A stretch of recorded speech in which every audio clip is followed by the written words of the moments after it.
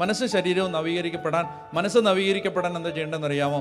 മനസ്സിനെ ദൈവവചനം കൊണ്ട് അളക്കണം. വചനം കൊണ്ട് അളക്കണം. എന്നാലേ നമുക്ക് മനസ്സ് മലിനമാണോ എന്ന് അറിയത്തുള്ളൂ. അല്ലാതെ ഈ ലോകത്തിൻ്റെ ടൂളുകൾ കൊണ്ട് അളന്നിട്ട് കാര്യമില്ല. ലോകം പറയുന്നത് പോലെ അളന്ന് ദൈവവചനം കൊണ്ടാണ് അളക്കേണ്ടത്. അങ്ങനെയാണെങ്കിൽ ഇപ്പം നമ്മളൊരാളെ അടിച്ചു, നമ്മളയാളെ ഇടിച്ചു. ഇപ്പോൾ മനുഷ്യരോട് നമ്മൾ പറയണം, എന്നെ അവൻ ഞാനിങ്ങോട്ട് വരുന്ന വഴിക്ക് ഒന്നും ചെയ്യാതെ എന്നെ അവൻ പിടിച്ച് അടിച്ചു. നീ എന്നാ ചെയ്തു? ഞാൻ അവനെ കുറിച്ച് എടുത്ത് ഇടിച്ചു. നന്നായി പോയി, കണക്കായി പോയി അല്ലേ? അങ്ങനെയല്ലേ പറയൂ? ഇതാരുടെ സ്കെയിലാണ്? ലോകത്തിൻ്റെ.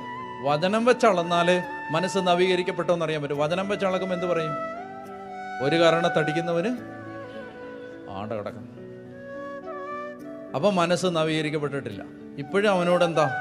ഇടിച്ചവനോട് വൈരാഗ്യമാണ്. ഇടിച്ചവനോട് ഭയങ്കര വൈരാഗ്യം. അവൻ എവിടെയെങ്കിലും ഒത്തു കിട്ടിയാൽ മാത്രമല്ല, ഒന്നും ചെയ്യാൻ പറ്റത്തില്ലെന്ന് വെച്ചോ, ഒന്നും ചെയ്യാൻ പറ്റത്തില്ലെങ്കിൽ അയ്യോ ഭാവി ഇത്രയെങ്കിലും പറയും, ദൈവം ചോദിച്ചോളൂ വേടാ, അത്രയെങ്കിലും പറയും. ദൈവം ഉണ്ടല്ലോ, ദൈവം കാണുന്നുണ്ടല്ലോ. അതൊന്നും ചെയ്യാൻ പറ്റാത്തതിൻ്റെ നിലവിളിയാണ്. ഇനി അതല്ല, ഒന്നും ചെയ്യാൻ പറ്റത്തില്ല. അന്നേരമാണ് അവനങ്ങോട്ട് പോകുന്ന വഴിക്ക് പട്ടി കുറുക്കിയടയും ബൈക്കിൽ നിന്ന് വീണ് കണക്കായിപ്പോയി. അപ്പം വചനം വെച്ച് അളന്നാലേ പറ്റൂ.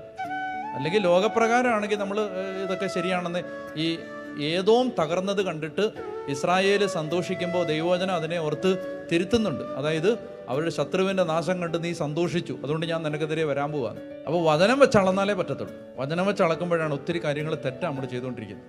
മനസ്സ് ഇപ്പോഴും ലോകപ്രകാരമാണ് പലതും ശരിയെന്ന് വിചാരിച്ചുകൊണ്ടിരിക്കുന്നത്. വായ്പ വാങ്ങാൻ ഇച്ഛിക്കുന്നവരുടെ അടുത്തുനിന്ന് ഒഴിഞ്ഞ് മാറരുത്. ഇതൊക്കെയാണ് വചനം. അത് വെച്ച് അളന്നാലേ നമ്മൾ എന്നാ ദ്രോഹികളാണെന്ന് മനസ്സിലാവും അല്ലേ? നമ്മൾ നല്ല ആളുകളാണെന്ന് വിചാരിച്ചിരിക്കും. ഞാൻ ആർക്കും ഒരു ദ്രോഹവും ചെയ്തില്ല. പണ്ടൊക്കെ ഞങ്ങൾ ധ്യാനം കൂടാൻ വേണ്ടി തിരുവനന്തപുരത്ത് ആളുകളെ വിളിക്കുമ്പോൾ അവർ പറയാന്ന്, ധ്യാനം കൂടാനോ? ഞാനോ? അതിന് എനിക്ക് പ്രോബ്ലമൊന്നും ഇല്ലല്ലോ. എനിക്കെന്നാ പ്രോബ്ലം? ഒരു പ്രോബ്ലം ഇല്ല. ലോകപ്രകാരം ഒരു പ്രോബ്ലം ഇല്ല. ആർക്കും ഒരു ദ്രോഹവും ചെയ്യുന്നില്ല, അന്യനെ ദ്രോഹിക്കുന്നില്ല, അവനവൻ്റെ കാര്യം നോക്കി ജീവിക്കുന്നു. പക്ഷെ ദൈവത്തിൻ്റെ കണ്ണിൽ വചനം വെച്ചളന്നാൽ മഹാപാപികളാണ്.